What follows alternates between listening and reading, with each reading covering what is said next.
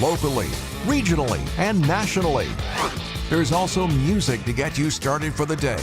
And Curtis Walsh will have the news. It's all brought to you by Patriot Home Care. And now, here is the host of the show, Frank Sparks.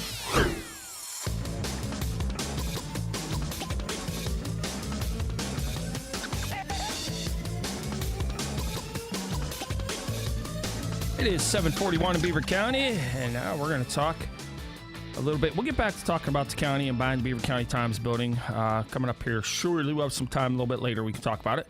But now we are going to talk with detective. Last time she was here, she was officer. Now she's been promoted to detective, Samantha Vinson, as big events going on in New Sewickley this weekend. Good morning. Good morning. How are you? Good. Thanks for coming in this morning. So you guys didn't have a national night out, so this kind of be like a combination of things? Yeah, so every year prior to this, we had a community days. Our rec board would host that, and it's usually like the weekend right before National Night Out. So this year, the concept of National Night Out is community orientation anyways. So we combined our resources, and so we're now having what we consider a Community Days First Responders Fall Fest. Okay. Sounds like it's going to be fun. That's this Saturday, which is tomorrow. Correct. And what time does it all get underway? So it starts at 12, and it will go until fireworks. So Till fireworks? Yeah, till about like 8, 9 o'clock. Okay, that's cool. So, all right. And now also joining us, a little bit, had a hard time getting in the door, huh? Kind of hard finding the place.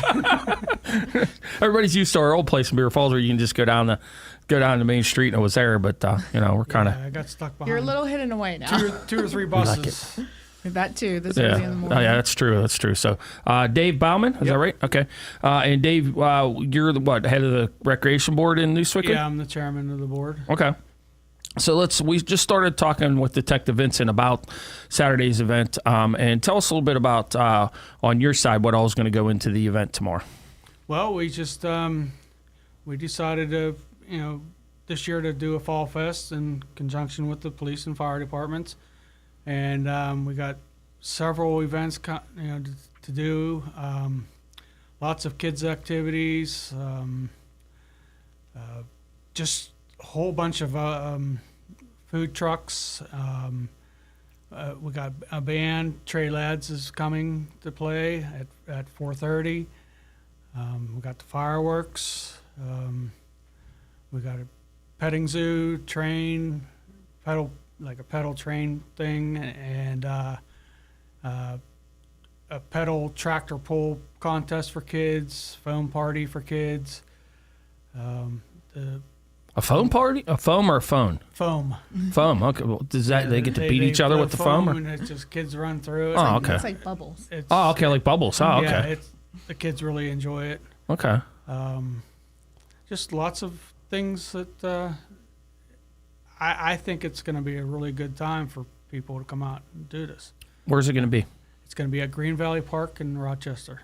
Tell us where that is, because a lot of people don't. It's right in our neighborhood, but some people don't realize where it is. Because I had to ask, where's that at? Yeah, Green Valley Park is at 284 Snyder Drive in Rochester, Pennsylvania. Okay. It's 184. 184. I'm sorry. I always say 284. Give us kind of a landmark so they kind of know where it's by. I know it's off of what, 989 out that way, isn't it, or whatever it is? Not 989. 68 and Glen Eden Road. There it is. Yeah. Yeah. Okay. We're right off Glen Eden Road. It's 10 minutes from Cranberry, 10 minutes from Zilly, it's 10 minutes from Rochester. I mean, it's not very far from anybody. Beaver, 15 minutes. So. Okay. Detective Vinson, what's on your end of things tomorrow? What can we expect? So what I offer is just like county resources, like all of our different agencies. We have like Head Start coming out. We have Beaver County Mental Health coming out. Just different resources that our residents and the community at large for Beaver County can come out and just kind of get some information from them to see if they can help. On the first responder side, we have like our ESU, which is Emergency Service Unit. So like the Bearcat, barricade subjects kind of thing, like those tools and the stuff they use for all that. Then we also, from the fire side, we have the smoke trailer. A lot of kids probably know what that is. They use them at schools to educate, like what you would do should your house, catch on fire, fire safety. And they're also going to be doing a crash demo and tearing up a car. So that's always a good time. Yeah, that's fun. Yeah. Unfortunately, this year I could not get a helicopter due to some budget restraints. Everybody's going through that right now. Oh, so absolutely. we all know that, right? Yeah, right. So I always look forward to that, but this year we just could not pull that one off. And then also just local police departments are coming out to support us, so we'll have those vehicles for kids to check out, lights and sirens. Okay, that's what I was going to ask you. I know it's kind of cool. Kids always like to get up in fire trucks. And, yes, they want those lights and sirens, those noise. And then we also have the local ambulance companies that support our area. They're all going to showcase their ambulances and their employees, and just it's an opportunity to get to know your first responders and what they do for you. All right. Well, since I first met you probably 5 years ago or so, you've been in charge of doing this. So what makes you want to do this? Mainly, it's just a lot of times people focus on law enforcement as just that, enforcement. They think we're out there to do the traffic citations. We're out there to do DUIs and criminal arrests. But we have a whole other side. It's protect and serve. And so I want to showcase the serving. I want to showcase the fact that, we are here for the community. We're here for our residents. We could be a tool for you. Right. And in today's society, especially last week, sometimes the police don't get painted in the best way. Yes. I was actually just talking about this yesterday with, I don't know if you saw the Miami Dolphins receiver. If you watch the video, he was the one acting like a jagaloon. But at the end of the day, it's sometimes police don't seem to get the recognition they should. They get a bad rap when they shouldn't get one. So it's pretty cool that you're doing this, that people, kids in the community can come out and get to meet the officers and get to know them. Right. So when it comes to, what all vehicles are they going to, so fire trucks, police cars, are they going to have that big tank looking thing that the ESU unit has? Yeah, that's called the Bearcat. So okay. They'll be bringing that out. I don't know exactly what all they'll be coming. I know the Beaver County Sheriff's Department is going to come out. I don't really list what they bring. I let them kind of decide that. So again, so they'll probably bring out. I know they have a transport van and their tools and everything. They're going to put Eddie in it. Well, no, he's not coming tomorrow. Darn it. I was going to say we could put Eddie in it. He would have a good time tomorrow. So, all right. So when it comes to that end of things, what time will that all be going on? So first responders will probably start showcasing it and doing their demos after 3, just because that's a long day for a lot of people are on duty and assigned to it. So about 3, probably until about 7, and that way we'll set up and get ready for the fireworks and everything's cleared out from that. Okay. We're visiting this morning with Detective Samantha Vinson, also with Dave Bauman. You are the head of the commission, or head of the board, the chairman, I think you said. Yeah, the chairman of the board. Yes. So we're having Green Valley Park tomorrow. It's out in that's actually right in New Sewickley Township, right? Yes. Even though it's a Rochester address. Tomorrow is going to be a huge event. It's going to be fun to come out and enjoy all kinds of events for the kids. So on the side of the recreation department, take us through the activities, the timing of the activities tomorrow that you have planned. Yes. The first things we have Bob's Express train. They'll be starting right at 12 o'clock and he'll be going till 7 o'clock. The petting zoos from 12 to 7 also. We have a juggler called Mark the Juggler. He's going to be there from 12 to 6. And the Fantastic Foam Party will be from 3 to 5. And the concert with Trey Lads is 4:30 to 7:30. The pedal pool tractor event is at 5:30 on the basketball court. And then the fireworks are happening after that. And they're pretty much all-day events, so people just keep coming, and yeah. So what goes into the idea to put an event together like this? Well, some people call me a nut because I really enjoy working with the park, and we've always had a community day event, and I thought, why not do a fall event? And we as a rec board, we have 8 members as the rec board who do tremendous job, that care about the park immensely. We have great support from the township government and the police and fire departments. And I just thought that we could pull this together. And everybody tells me I'm nuts, but my ultimate goal is to make it a 2-day event down the road. That'd be cool. Yes, but being the first year, we know,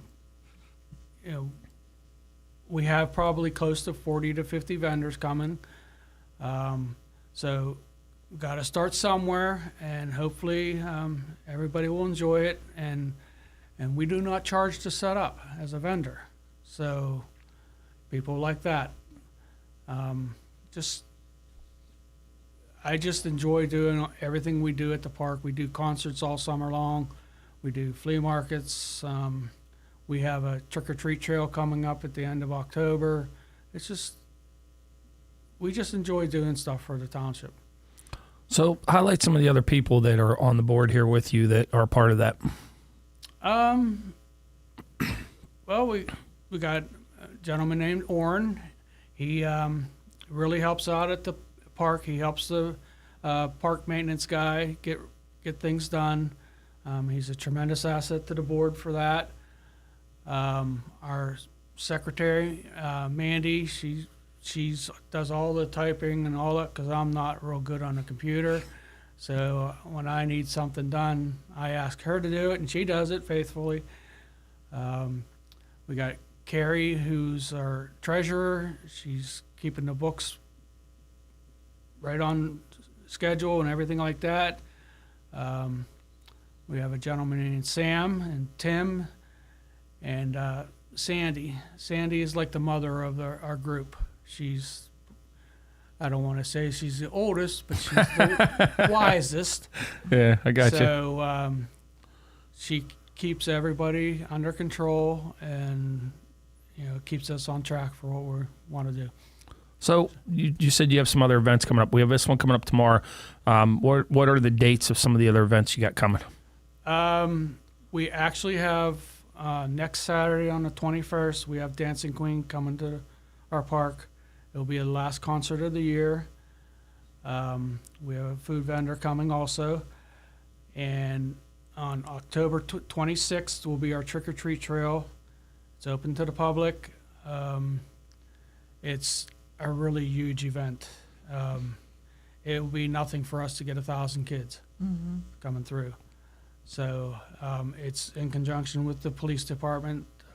They take in a lot of donations for candy, and we always look for donations because sometimes people don't realize that they don't have enough candy. Yeah. So we got to hand candy out to the vendors. Yeah, so, and then on December 14th will be our Santa Day at the Big Knob Grange from 10 to 1.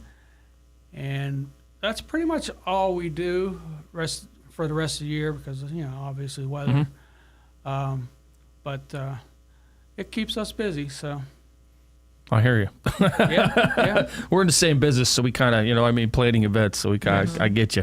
So, Detective Vinson, tell us a little bit about the new Sewickley Police Department and exactly what you guys do on a daily. Obviously, besides patrol, you do other things as well.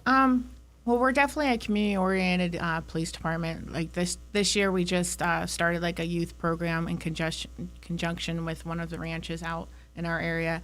And what that is Juvenile Services and CYS joins with them and brings kids out to the ranch. This year, our officers volunteered their time. They took them fishing. One of our officers is very good at building things. I believe he built benches with them. Oh, that's cool. And then just spending time. Again, we're not even, for that, we don't even wear uniforms. So it's definitely like one-on-one personal, like really getting to know the officer and spending time with them. And then I know we have an upcoming, I can't remember the date right now, but we'll be having a pumpkin painting event. That will be out on our Facebook, so definitely check out our Facebook page. We have stuff on there all the time. We also have, just updates on different advice, crime, prevention advice and stuff like that on our Facebook page. we're getting a lot of younger officers, so I would say we're kind of not revamping, but like, you know, I got we have you. new faces and just more officers to come meet, and we're just growing, and we're definitely striving each day to be that. When you're attracting younger people, that usually means you're doing something right. Right, though. right, You know what I mean? exactly, Seriously, right? that's what it means. So, Yeah, and I think that our main goal, like I said, is it's definitely community. Like, we want to be an asset to our community. well, as a police department too, you guys, I would think, probably have the biggest area of coverage, mileage-wise, in the county, because you guys got a pretty big area. We do, yeah. I don't know if we're the biggest. I don't want to be quoted on that, but Yeah, I right. know, like, coverage-wise, we're pretty big. Which makes it tough because you're not like exactly in town. You know what I mean? So you No. guys are out in the, out in the country, or as Eddie calls it, he was raised in Alabama, out in the boondocks. He Yes. calls it. So, Well, that's why yeah. I originally, like, he spoke about the trick-or-treat trail, because our residents can't really go, like, house to house to trick-or-treat. Right. They created the trick-or-treat trails so that families can come out and set up tents, and they decorate them, and That's you cool. know, and everything. So it's not just like passing out candy. It's really a good trick-or-treat thing, and it's a little bit safer than trying to you know, pass over Big Knob or go door to door like Right. out there. So it, again, like I said, our rec board and just our administration for the township period is very oriented with the residents and trying to make it a good place to live. now, does it make it tougher to plan events, being that you guys are in more of a rural community than like a lot of these local towns that they can just go right in the downtown and do stuff? Yeah, I think so. I mean, we don't have a huge budget for things, so this year we've done more advertising for our events than we ever have, and like we'll have movies in the park, and there's township residents that don't even know our park exists. Okay, Right. We have two parks. We have an upper and a lower, and most people don't know anything about the upper park. And it's got two pavilions up there, and it's private. It really is, and it's just she's talking about the support from the administration and stuff. I mean, the police and the fire and the township employees have been huge in helping us do all these events. I mean, we work well together. It takes a lot of people to bring these events together, and it's nice having the support of everybody, plus the supervisors who are always there to help us out too. Okay, we got about a minute left. Recap, one of the two of you, what's going to go on tomorrow?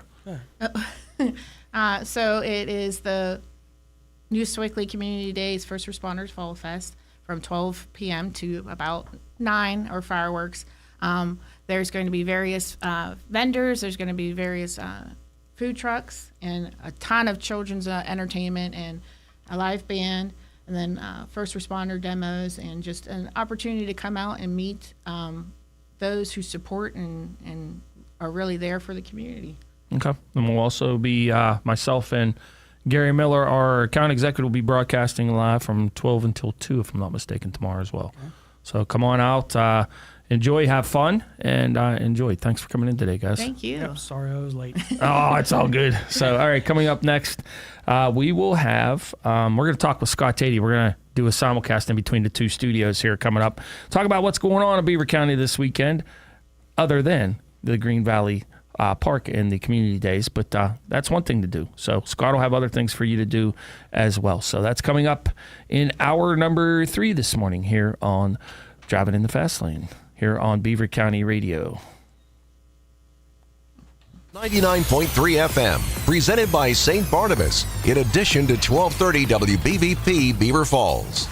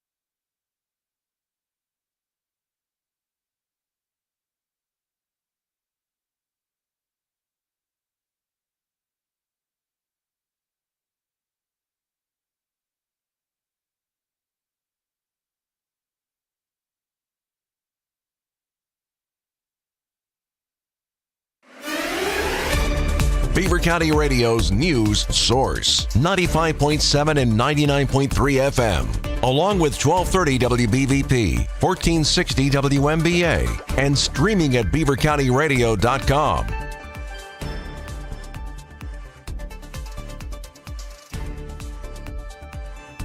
Good morning. I am Noah Haswell here on 99.3 FM and AM 1230 WBVP.